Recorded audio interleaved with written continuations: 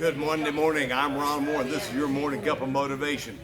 Hey, have you heard people talk about, man, I got my 5-year plan, I've got my 10-year plan, I got my life planned out. Well, I wonder how those plans line up with what God's plan is. You know, in the church, there's a lot of people talking about name it, claim it, blab it, grab it, possess it, profess it, possess it. And, that's all good, but, what does God say? Now, you're going to have to listen as fast as I can talk here. Okay, way back in 1 Kings, when David was on his way out. He was fading fast. And he was wanting to get his son Solomon set up to be king, following. Well, his other brother had tried to upstage him and take over the throne. So David came up with this plan of what he wanted to do, very detailed plan, by the way, of what he wanted to do to get Solomon in there. Well, so he threw this out to not only his wife or one of his wives and to several of his leaders, but one of the leaders was named Benny.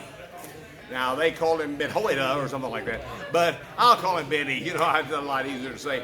Now, Benny was in charge of two of the elite guards and fighting forces.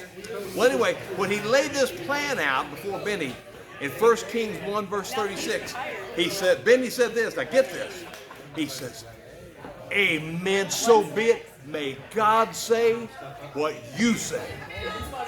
Wow.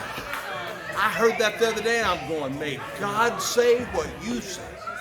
Now see, that's so key because, listen, friend, you can name it, claim it, blab it, and grab it. You can have your plans all made out. But if God's not saying it, if God doesn't say, so be it, it ain't going to happen.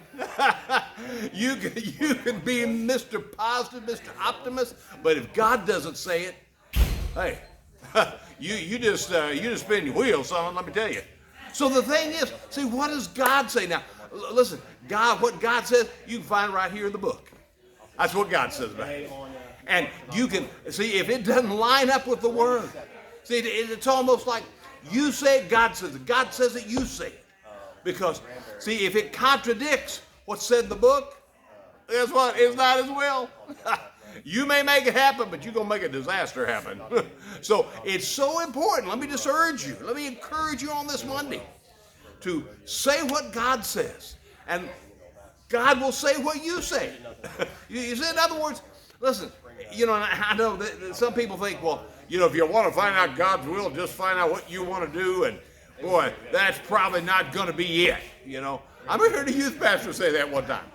I'm going, wow, so all the dreams, the desire, the passion, man, God just doesn't want me to. No, see, no, that's it.